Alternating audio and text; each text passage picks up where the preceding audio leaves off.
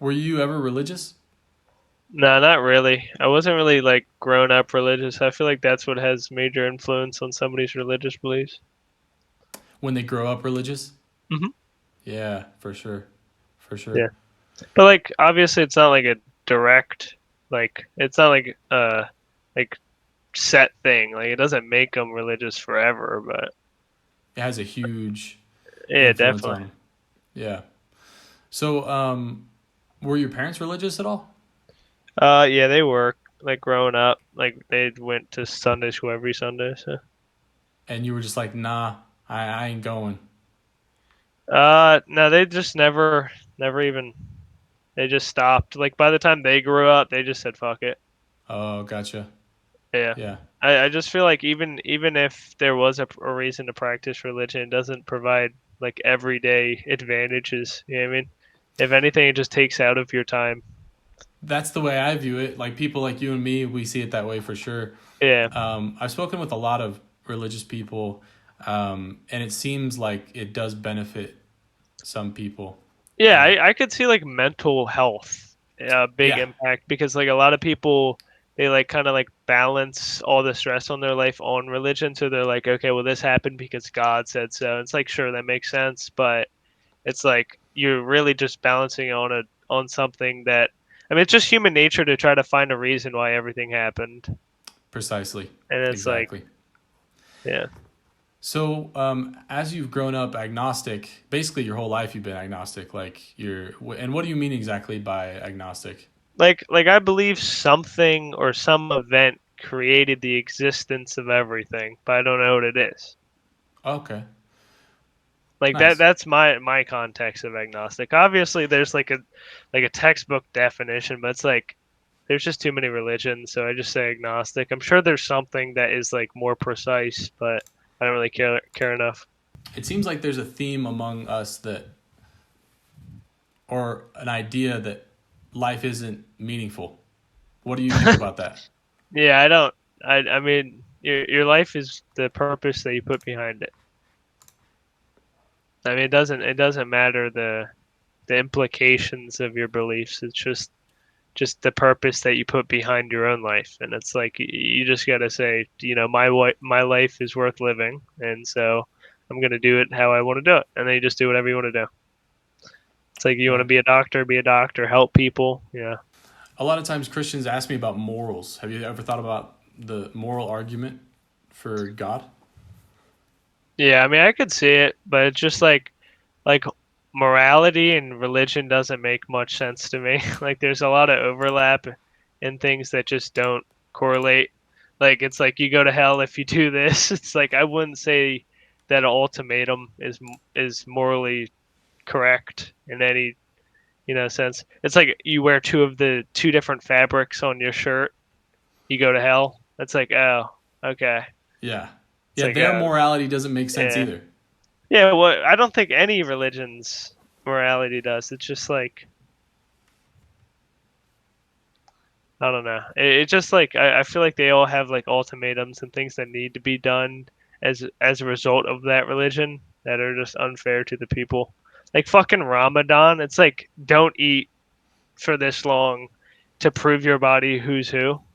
Like that's literally like that's the fucking point of it. It's like to prove that the flesh isn't in control. Yeah. Yeah, I mean, it's Yeah. like what does that achieve? It's like I know I cannot eat. I don't need to prove it to myself. Mhm. Yeah. I kind of had some of the same thoughts about morality like they propose this perfect objective morality but just it doesn't their morality doesn't work the way that they Yeah, propose it. yeah.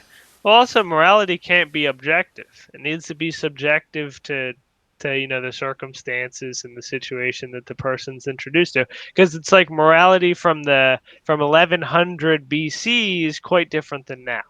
It's like you Exactly. can kill your friends and eat them in 1100, and Mhm. now if you like if you push somebody too hard, you go to prison and Right. you know you just got assault and battery charges. Yeah, yeah. It's like, yeah, And even in the Christian worldview, even in the Muslim worldview. I think that is the same. It's ever changing, and it's like you can't establish objective guidelines with an ever changing circumstance. It just doesn't make any sense. Yeah. I look at someone like you who has been pretty much like out of religion their whole life, and I kind of envy you because like I grew up as a Mormon. I was Mormon most of my life. What do Mormons exactly practice? I don't really know. Like They uh they go to church every Sunday. They believe Jesus died for their sins. They believe Jesus is a God. It's essentially like Christianity revamped. It's like a okay, different iteration of Christianity. Um, in my research, it seems like Mormonism attempts to make up for the shortcomings of Christianity. So, like, in some ways, right? So, like, Christianity has this theme of, depending on what you read within the Christian literary corpus, you have to believe in Jesus to be saved. Like, that's like the main meat and potatoes of Christianity. But with that comes a lot of problems. Like, okay, well, what if you are a baby, right, and you die and you can't think about things like that conceptually? Yeah. What happens to that baby? And well, okay, what happens if you accept Jesus and then you forget about him one day and you turn your back on him? Then what happens? And then a lot of these questions aren't answered very well by ancient texts. And so this guy, Joseph Smith, one day was thinking about it, and he, whether he was genuinely convinced that he was acting in the name of God, or whether he thought he was just going to fraud, be a fraudster and trick a whole bunch of people. I don't know, but he proposed ideas that kind of filled in these gaps. And that also has to do, I think, with his upbringing, where his brother died at a young age without being baptized. And he had a lot of events in his life that allowed him to kind of conjure up these thoughts, I think. But yeah. Well, what time period was it? The Church of Jesus Christ of Latter-day Saints, or the Mormons, was established in 1830. Yeah, that's an odd time because I feel like there wasn't a lot of advancement in philosophical beliefs then. You know, it was more focused on like, you know, industrialization and like expanding. Because I feel like during prosperous times, you're more likely to have philosophical beliefs like Greek religion is a good example of that, you know, during the golden era. And I feel like 1830s wasn't much of a golden era. Like when I think of 1830s, I'm like, I would not ever want to live in that time period. Yeah, they had it rough. They had it rougher than us, for sure. Yeah. But yeah, it was wild, man. Like I wholeheartedly believed all these things because that's, you know, what I was brought up with. And so I went on. I'm sure you've seen the guys with the like black name tags, and they wear a white collared shirt and walk around. Yeah. Jehovah's Witnesses actually look like that as well, but also Mormons.